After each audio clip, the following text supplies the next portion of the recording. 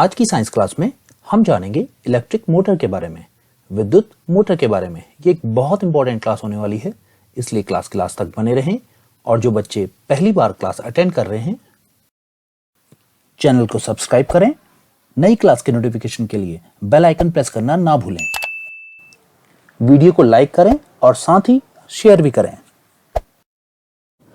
तो बच्चों, अब स्टार्ट करते हैं आज की क्लास को और हम चलते हैं अपनी लैब में। तो बच्चों, हम आ गए अपनी लैब में। अब देखिए, यहां पर हमारे पास एक प्रैक्टिकल सेटअप रखा हुआ है और आपने इस प्रैक्टिकल को हमारी पिछली class magnetic effect of electric current में देखा भी होगा। जिन बच्चों ने वो क्लास अटेंड नहीं की थी, उनके लिए लिंक डिस्क्रिप्शन बॉक्स में दिया गया है। तो देखिए, जैसे हम इसमें करंट को स्विच ऑन करते हैं तो क्या होता है, आप देखेंगे इस मैग्नेटिक जो निडल है इस कंपास की, इस पर क्या कोई प्रभाव पड़ रहा है या फिर नहीं। तो चलिए इसको स्विच ऑन करके देखते हैं। ये देखिए, जैसे ही स्विच ऑन हुआ, इसमें इलेक्ट्रिक करंट फ्लो होने लग गया और जैसे ही इसमें विद्युत धारा प्रवाहित हुई तो उस विद्युत धारा के प्रवाह से इस तार द्वारा इस पर एक बल लगाया जाने लग गया, जिसके कारण आप देख रहे हैं जो कंपास की निडल है ये हिलने लग गई है, ये डिफ्लेक्ट हो रही है। तो हम कह सकते हैं कि इस करंट कैरिंग कंडक्टर वायर द्वारा एक फोर्स एक्सर्ट किया जा रहा है, एक फोर्स लगाया जा रहा है इस मैग्नेटिक कंपास की निडल पर।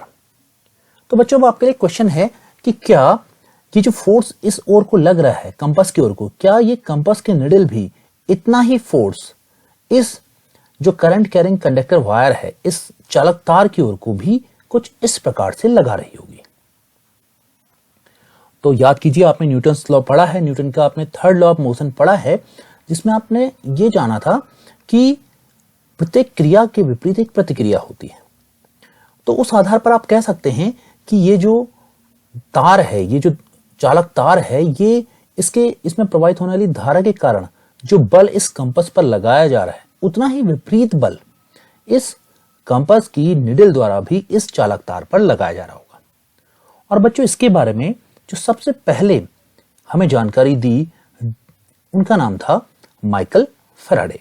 इन्होंने 1821 में यह बताया कि अगर हम किसी करंट कैरिंग कंडक्टर वायर को, यदि हम किसी चालक तार को रख दें मैग्नेटिक फील्ड के बीच में, तो इस चालक तार पर एक फोर्स अप्लाई होने लग जाती है, एक बल लगने लग जाता है। कि जब किसी धारावाही चालक को चुंबकीय क्षेत्र में रखा जाता है तो धारावाही चालक पर एक यांत्रिक बल कार्य करने लगता है। यह बल चालक में गति उत्पन्न कर सकता है। तो माइकल फैराडे ने कहा था कि अगर हमने किसी वायर को इस प्रकार से रख दिया किसी मैग्नेटिक फील्ड के बीच में, तो इस वायर पर एक बल लगने लग जाएगा। अब इसके क्या क्या कारण हो सकते हैं बच्चों? देखिए, एक तो यह कारण हो सकता है कि इसके चारों ओर देखिए एक मैग्नेटिक फील्ड क्रिएट हो जाता है। यह आपने पढ़ा हुआ है पिछली क्लास में कि मैग्नेटिक फील्ड क्रिएट हो जाता है, और इस मैग्नेटिक फील्ड के क्रिएट होने के कारण ये जो मैग्नेट हैं ये रिपल और अट्रैक्ट करने लग जाएंगे। ये फील्ड एक दूसरे को रिपल और अट्रैक्ट करेंगे, जिसके कारण इस जो करंट कैरिंग कंडक्टर वायर है, इस चालक तार में गति उत्पन्न हो जाती है।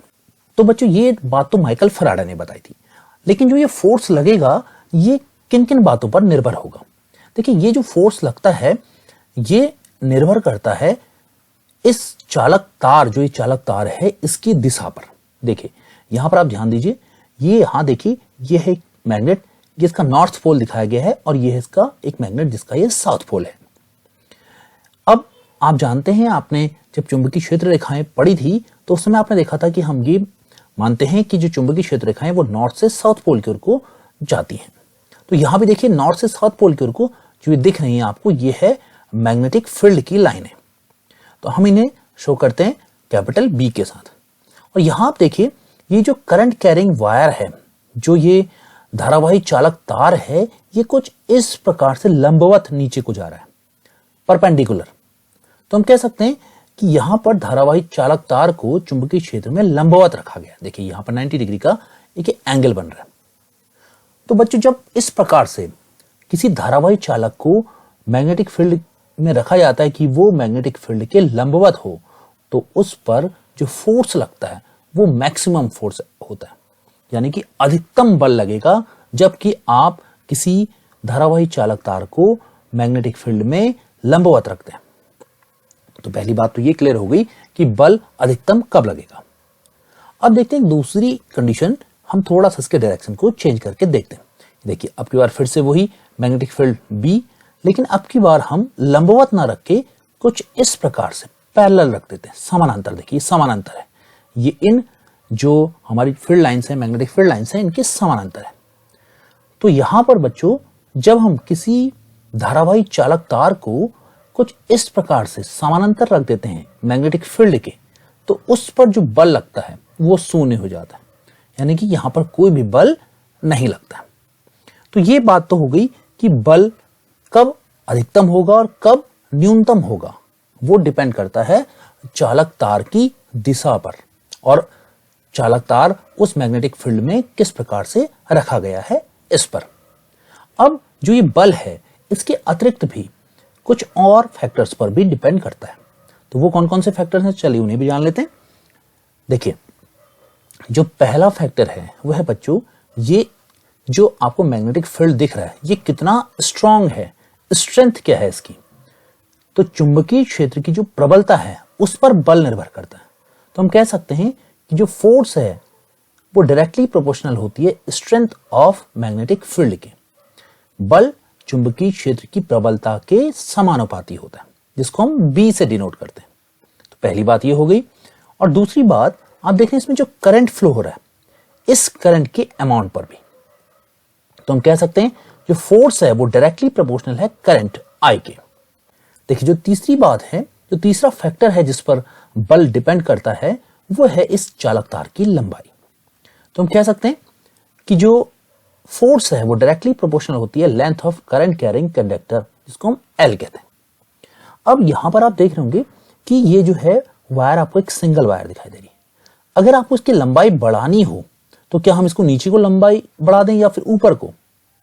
नहीं, बिल्कुल ऐसा नहीं होगा, क्योंकि हमको जो लंबाई बढ़ानी होगी वो इस मैग्नेटिक फील्ड में ही बढ़ानी होगी। यानी कि हम इसको यहीं से अगर पीछे को मोड़ दें, कुछ इस प्रकार से डबल कर दें, फिर हम इसे ले आए कुछ इस प्रकार से, हम अगर इसको लपेट लें इसके चारों ओर और ये बन जाए एक कॉइल, तो उसकी लंबाई इस मैग्नेटिक फील्ड में बढ़ जाएगी, जिसके कारण इसमें जो अप्लाई होने वाली फोर्स है वो भी अधिक होगी। तो इन तीनों जो फैक्टर्स हैं इनसे एक बात क्लियर हो गई कि जो F है वो डायरेक्टली प्रोपोर्शनल है बी, आई और एल के। बी है यहां पर स्ट्रेंथ ऑफ मैग्नेटिक फील्ड, चुंबकीय क्षेत्र की प्रबलता, आई है करंट, विद्युत धारा, और एल है length of current carrying conductor, चालक की लंबाई। तो बच्चों यहां तक तो आप समझ गए होंगे कि जब हम किसी करंट कैरिंग कंडक्टर को मैग्नेटिक फील्ड में रखते हैं तो उस पर फोर्स अप्लाई होती है, उस पर एक बल लगने लग जाता है, और वो बल निर्भर करता है इस चालक तार की दिशा पर और किस पर, स्ट्रेंथ ऑफ मैग्नेटिक फील्ड पर, करंट पर और इसकी लेंथ पर। अब इन सब बातों को अगर आप समझ गए हैं तो अब आपके दिमाग में एक बात जरूर चल रही होगी, क्या इस फोर्स की कोई दिशा भी है? क्या इस वायर पर लगने वाला जो बल है वो इसको कोई दिशा दे सकता है?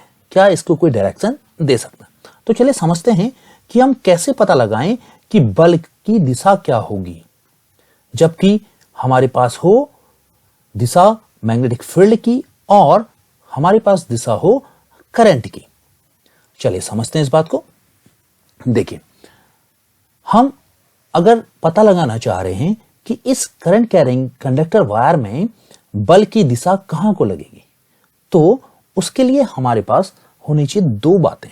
पहली बात कि जो चुंबकीय क्षेत्र की दिशा है वो कहां से कहां को है, जैसा कि आपको दिख रहा है यहां नॉर्थ से साउथ की ओर को, कुछ हम कहें अगर लेफ्ट से राइट को है। और अगर हम ये देखें यहां करंट की जो दिशा है, जो करंट का डायरेक्शन है वो कहां से है, देखिए ऊपर से नीचे की ओर को। तो बच्चों जब हमें किसी करंट कैरिंग कंडक्टर में पता लगाना हो फोर्स, तो हम यूज करते हैं फ्लेमिंग के लेफ्ट हैंड रूल का। आप लोग भी अपने बाएं हाथ को कुछ इस प्रकार से रखिए कि आपकी ये तीनों फिंगर्स, देखिए ये थंब, आपकी जो फोर फिंगर है और ये जो मिडिल फिंगर है, ये कुछ इस प्रकार से हों कि वो तीनों की तीनों एक दूसरे के लंबवत हों, परपेंडिकुलर हों। कुछ इस प्रकार से आप लोग भी कर लीजिए। अब देखिए यहां पर जो आपकी ये फोर फिंगर है, ये शो करती है मैग्नेटिक फील्ड को, जबकि ये जो आपकी मिडिल फिंगर है ये शो करेगी करंट को, और जो ये थंब है ये शो करेगा आपके फोर्स को या फिर मोशन को, कि किस दिशा में ये चालक तार में मोशन हो सकता है। अब बच्चों ये जो हैं ये तीनों फिंगर्स, इनको याद करने का क्या कोई ट्रिक भी हो सकती है? देखिए बच्चों, यहां पर आपने अपने हाथ को कुछ इस प्रकार से रख लिया होगा। अब क्या कोई ट्रिक हो सकती है इन फिंगर्स के बारे में कुछ, कि ये कौन सी फिंगर आपको मैग्नेटिक फील्ड बताएगी, कौन सी करंट का डायरेक्शन और कौन सी फोर्स का? तो इसके लिए देखिए कुछ ट्रिक है। देखिए इसको जो थंब है इसको आप कह सकते हैं father, father for force, mother magnetic field, और यह है चाइल्ड करंट। एक तो आप इस ट्रिक से याद कर सकते हैं, और दूसरा आप याद कर सकते हैं, देखिए यह है आपका थंब जिसमें आता है एम, एम फॉर मोशन, तो आप इसे ऐसे याद कर सकते हैं। यह है आपकी फोर फिंगर एफ से स्टार्ट होता है, तो वो हो गया फील्ड, मैग्नेटिक फील्ड, और इसको आप सेंटर फिंगर भी कह सकते हैं, तो सेंटर फिंगर से ये हो गया करंट। तो बच्चों ये तो है याद करने की एक ट्रिक। अब चलिए इस जो फ्लेमिंग के लेफ्ट हैंड को है इस में हम अप्लाई करके देखते हैं कि किस प्रकार से इस कंडक्टर वायर में फोर्स का हम पता लगाएं। तो चलिए यहां पर को हम लेफ्ट हैंड को कुछ इस प्रकार से रख लेते हैं। देखिए ये देखिए ये है हमारा मैग्नेटिक फील्ड का डायरेक्शन, और ये फिंगर जो हमारी मिडिल फिंगर है जो करंट का डायरेक्शन शो कर रही है। तो इस स्थिति में जब आपने रखा है अपने लेफ्ट हैंड को, तो देखिए ये जो थंब का डायरेक्शन है ये बता रहा हमें फोर्स या फिर मोशन। तो हम कह सकते हैं कि इस जो करंट कैरिंग कंडक्टर वायर है इसमें जो मोशन होगा या जिस पर बल लगेगा वो कुछ इस दिशा में लगेगा। अब बच्चों क्या हो अगर मैं इस जो करंट का डायरेक्शन है इसको कुछ अपोजिट डायरेक्शन में ले जाऊं, कुछ इस प्रकार से। अब देखिए इससे पहले कि मैं करूं, आप लोग स्वयं अपने लेफ्ट हैंड को ऐसे ही रखिए कि आपकी जो लेफ्ट हैंड की जो सेंटर फिंगर है वो करंट का डायरेक्शन शो करे आपकी बार, और मैग्नेटिक फील्ड का डायरेक्शन शो करे आपकी इंडेक्स फिंगर या फिर फोर फिंगर। तो अब तक आपने कर लिया होगा। तो देखिए मैं यहां पर करके दिखाता हूं आपको कुछ इस प्रकार से। ये देखिए ये है आपकी मैग्नेटिक फील्ड का डायरेक्शन और ये है करंट का डायरेक्शन। तो अब देखिए क्या फोर्स का डायरेक्शन अब की बार भी बाहर की ओर कोई है या फिर बदल चुका है? आप देख रहे हैं कि बिल्कुल अपोजिट डायरेक्शन में हो चुका है, कुछ इस प्रकार से। देखिए अंदर की ओर को। तो इससे क्या पता चला हमें बच्चों? इससे यह पता लगता है कि यदि हमें फोर्स का डायरेक्शन बदलना हो तो हम करंट के डायरेक्शन को बदल के फोर्स के डायरेक्शन को भी बदल सकते हैं। क्या हम किसी और प्रकार से भी फोर्स के डायरेक्शन को बदल सकते हैं? बिल्कुल आप सही सोच रहे हैं। हम अगर मैग्नेटिक फील्ड की जो ये है डायरेक्शन, अगर हम देखें नॉर्थ वाले मैग्नेट को कुछ इस साइड में रख दें नॉर्थ पोल को, और साउथ पोल को कुछ इस साइड में रख दें, तब जो मैग्नेटिक फील्ड का डायरेक्शन है वो यहां से यहां की ओर को जाएगा। तो उस कंडीशन में भी आपका जो फोर्स अप्लाई होगा उसकी डायरेक्शन चेंज हो जाएगी। तो जब भी हमें डायरेक्शन चेंज करनी हो तो हम दो बातें कर सकते हैं। एक तो हम करंट के डायरेक्शन को चेंज कर सकते हैं, तब भी फोर्स का डायरेक्शन चेंज हो जाएगा, और दूसरा हम यदि जो पोल हैं हमारे नॉर्थ और साउथ पोल उनको हम आपस में इंटरचेंज कर दें तो भी फोर्स का डायरेक्शन चेंज हो जाएगा। तो बच्चों यहां तक तो आप सीखे हैं कि फ्लेमिंग के लेफ्ट हैंड के रूल को हम कैसे अप्लाई करेंगे, और यह भी ध्यान रहे कि फ्लेमिंग के लेफ्ट हैंड रूल का यूज हम तब कर रहे हैं जबकि हमें पता हो मैग्नेटिक फील्ड और करंट का डायरेक्शन। जब हमें ये दो बातें पता होंगी तो हम इस फ्लेमिंग के लेफ्ट हैंड रूल से ये पता लगा सकते हैं कि किसी भी करंट कैरिंग कंडक्टर में, किसी भी चालक तार में जो फोर्स है वो किस डायरेक्शन में अप्लाई होगा और जो उसका मोशन है वो किस डायरेक्शन में होगा। बच्चों ये जो मैग्नेटिक फील्ड और करंट के डायरेक्शन का एक कॉम्बिनेशन है, इसी कॉम्बिनेशन को अप्लाई करते हुए बनी है मोटर। ये देखिए एक मोटर है, और ये मोटर कैसे काम करती है और कर क्या रही है?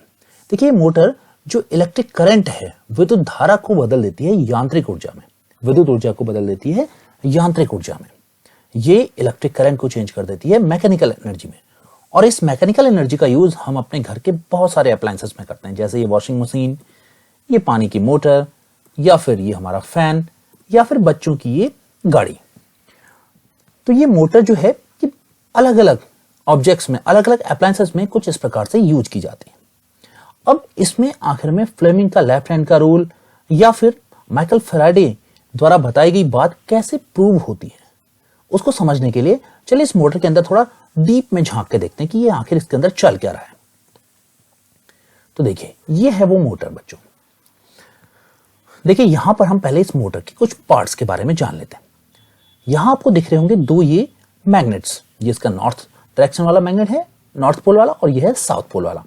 तो हम कहेंगे कि पहला जो किसी भी मोटर के लिए एसेंशियल जो फैक्टर है वो है फील्ड मैग्नेट, क्षेत्र चुंबक। और दूसरी एक दिख रही है आपको, देखिए ये जो एक कॉइल है, ये जो कॉइल है बच्चों ये आर्मेचर है। ये है आर्मेचर जिसका नाम हमने दिया है यहाँ ABCD। ये तांबे की तार है, इंसुलेटेड कॉपर वायर है और बहुत सारे फेरों वाली है। क्यों बनाए गए होंगे फेरे? क्योंकि आपको पता है कि हम अगर करंट कैरिंग जो कंडक्टर है उसकी लेंथ बढ़ा दें तो उसमें फोर्स भी ज्यादा अप्लाई होगी। तो इसमें बहुत सारे फेरे होते हैं इस कुंडली में और ये इंसुलेटेड होती है। इसके बाद देखिए ये कुंडली जुड़ी हुई है। ये जो छल्ले दिख रहे हैं आपको, देखिए एक छल्ला दिख रहा है, एक दिख रहा है आपको, इनका नाम है बच्चों स्प्लिट रिंग्स। ये इनके साथ फिक्स होती है इस स्प्लिट रिंग के साथ। और ये जो स्प्लिट रिंग है ये देखिए बाहर से यहां पर को आपको दिख रहा होगा ये ब्लैक कलर में, ये हैं कार्बन के बने हुए ब्रश। और देखिए कार्बन के जो बने हुए ब्रश हैं ये इस स्प्लिट रिंग के साथ फिक्स नहीं किए गए होते हैं परमानेंटली, ये फिक्स किए गए हैं देखिए नीचे, मोटर में नीचे फिक्स किए गए। तो ये स्प्लिट रिंग के साथ केवल इस प्रकार से अटैच हैं कि ये खाली इसको छू रहे हैं, अटैचमेंट है देखिए यहां पर।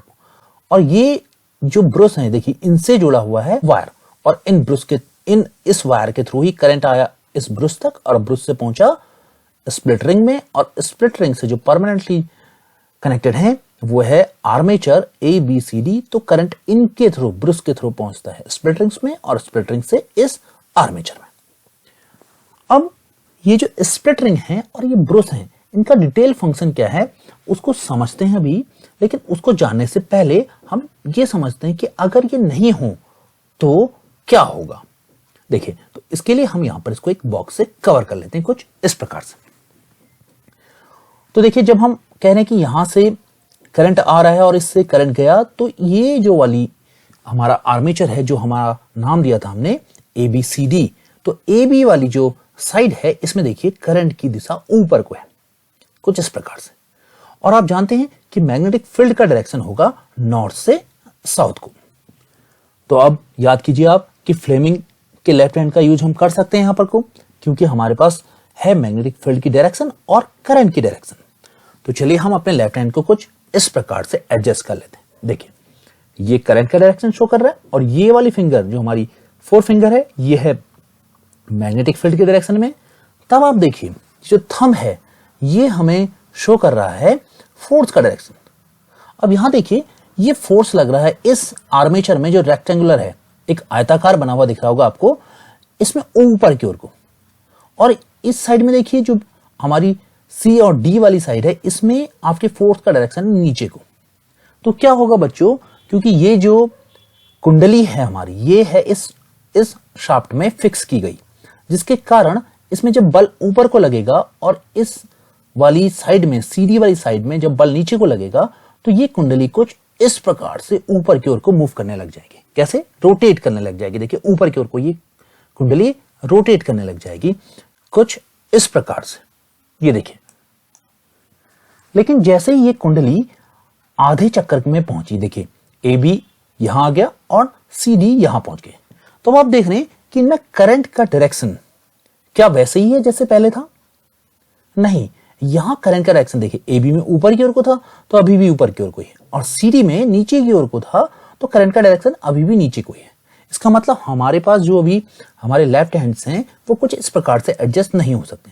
तो इनको हम एडजस्ट कर लेते हैं। वो कैसे एडजस्ट होंगे? देखिए कुछ इस प्रकार से।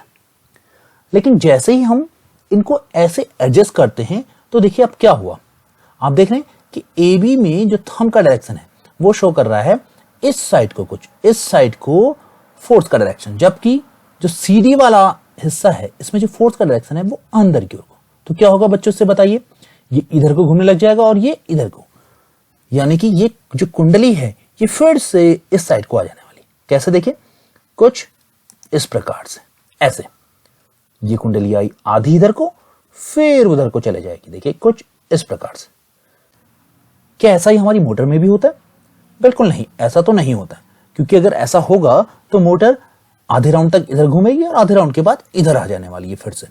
अगर ऐसा हुआ तो हमारी मोटर तो प्रॉपर्ली वर्क नहीं कर पाएगी। इसका मतलब इस मोटर में कुछ तो प्रॉब्लम है, और उस प्रॉब्लम को जानने के लिए अब हमें हटाना होगा ये बॉक्स, जिसके नीचे हैं स्प्लिट रिंग और ब्रश। तो चलिए बच्चे अब समझते हैं कि स्प्लिट रिंग और ये ब्रश आखिर में करते क्या है। देखिए यहां पर यह है मैग्नेटिक फील्ड, और इस मैग्नेटिक फील्ड में आप देखिए ये हमारा जो आर्मेचर रखा हुआ है ये जुड़ा हुआ है स्प्लिट रिंग के साथ। स्प्लिट रिंग जो अटैच है वो है ब्रश के साथ। अब देखिए यहां पर को ये जो ब्रश है इसी से वायर कनेक्टेड है, जिससे इलेक्ट्रिक करंट यहां तक पहुंच पा रहा है। पहला क्वेश्चन तो ये होता है कि ये ब्रश लगाने की हमें जरूरत क्यों पड़ी, क्यों हम इसको जो वायर है हम इसे डायरेक्ट इन स्प्लिट रिंग के साथ कनेक्ट कर सकते थे। देखिए बच्चों, अगर आप इन वायर्स को डायरेक्ट स्प्लिट रिंग के साथ कनेक्ट करेंगे तो ये वायर आपस में उलझ जाने वाली है, क्योंकि ये जो आर्मेचर है जब ये रोटेट करेगा तो उसके साथ ये स्प्लिट रिंग भी रोटेट करेंगे। तो क्या होगा सोचिए, अगर आपने यहां जोड़ी होगी वायर तो ये वायर आपस में लिपट जाने वाली है, उलझ जाने वाली है। इसलिए ऐसा नहीं किया जा सकता है, इसलिए इनका कनेक्शन इस ब्रश के साथ दिया गया, और ये ब्रश को इनके साथ स्प्लिट रिंग के साथ कुछ इस प्रकार से जोड़ा गया है कि ये इनके साथ जो विद्युत धारा की दिशा को है लगातार इस स्प्लिट रिंग की ओर को बनी रहे। अब लेकिन ऐसा कैसे पॉसिबल होगा कि ये जो आर्मेचर है ये एक ही दिशा में घूमता रहे? इसके लिए काम किया जाता है इन स्प्लिट रिंग्स के द्वारा। देखिए स्प्लिट रिंग्स क्या करते हैं, यहां देखिए ये जो करंट का जो अभी डायरेक्शन शो किया गया है वो है कुछ इस डायरेक्शन में। अब हम यहां पर को फ्लेमिंग के लेफ्ट हैंड के अकॉर्डिंगली अपने हाथ को कुछ इस प्रकार से एडजस्ट कर लेते हैं। ये देखिए यहां पर को अभी इस साइड में जो कि ए बी साइड है इसमें जो फोर्स अप्लाई हो रही है वो ऊपर की ओर को, और जो ये सी डी वाली साइड है इसमें फोर्स जो अप्लाई हो रही है वो नीचे की ओर को हो रही है। अब देखिए जब ये जो हमारी आर्मेचर है ये जब हाफ रोटेशन तक जाएगी कुछ इस प्रकार से, देखिए इस प्रकार से, ये देखिए यहां पर को देखिए ऐसे। अभी आपने देखा था कि जो करंट का डायरेक्शन था वो चेंज हो जा रहा था। अब यहां देखिए स्प्लिट रिंग्स करते क्या हैं। देखिए स्प्लिट रिंग्स में आप यहां पर ध्यान दीजिए, देखिए इस वाले पोजीशन पे ये देखिए ये वाला जो स्प्लिट रिंग है वो जुड़ा हुआ है इस वाली आर्मेचर की साइड से, और इस वाली साइड में देखिए ये जो ब्रश है वो कनेक्टेड है अभी। इसका मतलब इस वाली जो स्प्लिट रिंग है उसमें जो करंट का डायरेक्शन है वो ये है, और इससे इस ब्रश से पहुंचा इस स्प्लिट रिंग में, और इस स्प्लिट रिंग से पहुंच गया इस वाली साइड में, जिससे कि करंट का डायरेक्शन यहां को बन गया। अब क्या होगा जब ये आधे राउंड तक और घूमेगी, तो चलिए घुमा के देखते हैं इसको। हाफ राउंड तक देखिए कुछ इस प्रकार से हाफ राउंड तक घूमेगी, फिर से ये आ गई यहां पे को। अब देखिए फिर से क्या हो रहा है, फिर से देखिए करंट का डायरेक्शन फिर से रिवर्स हो गया। अभी जो कि इस वाली साइड में था अब की बार फिर से यहां पहुंच गया। कैसे? इस स्प्लिट रिंग के कारण। देखिए स्प्लिट रिंग में फिर से कनेक्शन बन गया यहां में, और फिर से इस वाली साइड में करंट का डायरेक्शन ऊपर की ओर को बना रह गया। देखिए फिर से एक बार और घुमा के देखते हैं। ये जब यहां पहुंचा है तो आप देखिए ध्यान दीजिए, देखिए ये पहुंच गई ऊपर को, और देखिए करंट का डायरेक्शन फिर भी वहीं को बना रहा। ये तो ये स्प्लिट रिंग्स क्या करते हैं, करंट के डायरेक्शन को हर आधे रोटेशन के बाद रिवर्स कर देते हैं, ये यहां ले आते हैं, तो जिससे करंट का डायरेक्शन हमेशा इसी एंगल पे बना रहता है, और हमारी जो कुंडली है जो आर्मेचर है वो लगातार एक ही डायरेक्शन में इस प्रकार से रोटेट करने लग जाती है, जिससे कि जो मोटर है वो लगातार एक डायरेक्शन में इजीली रोटेट कर पाती है। तो स्प्लिट रिंग का काम यह है बच्चों। अब अगर मैं आपसे पूछूं कि इनका प्रिंसिपल क्या है, आखिर में इस मोटर का प्रिंसिपल क्या है, ये किस सिद्धांत पर काम कर रही है, तो आप इसको देख के बता सकते हैं। देखिए कि एक आप किसी भी एक कॉइल को, एक कुंडली को आपने लिया है किसके बीच में, एक मैग्नेटिक फील्ड के बीच में लिया, और उसमें इलेक्ट्रिक करंट को आप फ्लो करवा रहे हैं। तो ये इलेक्ट्रिक करंट के फ्लो होने के कारण इसमें एक बल उत्पन्न हो जा रहा है, जिसके कारण ये कुंडली घूम रही है। तो ये इसी सिद्धांत पर कुछ काम करती है। तो चलिए समझते हैं कि हमने अब तक क्या क्या सीख लिया है। तो देखिए अब तक हमने इन दो मोटर्स के बारे में ये जान लिया कि इनमें मैग्नेटिक फील्ड है और एक आर्मेचर है, और जो दो इंपॉर्टेंट पार्ट्स हमने जाने उसमें से एक था स्प्लिट रिंग। इस स्प्लिट रिंग के कारण देखिए क्या हुआ, विभक्त वलय का प्रयोग कुंडली में धारा की दिशा को परिवर्तित करने के लिए किया जाता है, जिससे कि कुंडली लगातार एक ही दिशा में घूमती रहे। तो स्प्लिट रिंग का यूज हम क्यों करते हैं? जिससे कि ये जो आर्मेचर है ये एक ही डायरेक्शन में कंटिन्यूअसली रोटेट होता रहे। और दूसरा जो हमने जाना था एक इंपॉर्टेंट इसका पार्ट, वो था ब्रश। ब्रश से क्या करते हैं? देखिए, ब्रश घूमते हुए विभक्त वलय के साथ संपर्क बनाए रखते हैं। ये ब्रश स्प्लिट रिंग के साथ कनेक्ट रहते हैं जिससे कि कुंडली तक विद्युत धारा पहुंचती रहे। तो ब्रश का काम यह है। और इसका सिद्धांत हमने जाना कि जब किसी कुंडली को चुंबकीय क्षेत्र में रखकर उसमें विद्युत धारा प्रवाहित की जाती है तो कुंडली पर एक बल युग्म कार्य करने लगता है जो कुंडली को लगातार घुमाता रहता है। तो यह है बच्चों इसका प्रिंसिपल। तो ये थी हमारी मोटर।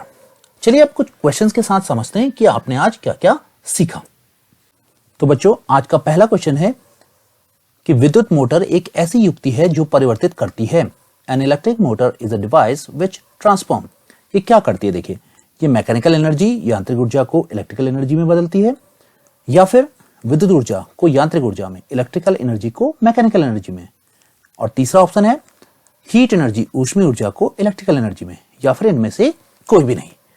बिल्कुल आप लोग सही सोच रहे हैं। इसका आंसर हो जाने वाला है सेकंड, जो कि है विद्युत ऊर्जा को ये बदलता है यांत्रिक ऊर्जा में। चलिए देखते हैं क्या है आपके लिए सेकंड क्वेश्चन।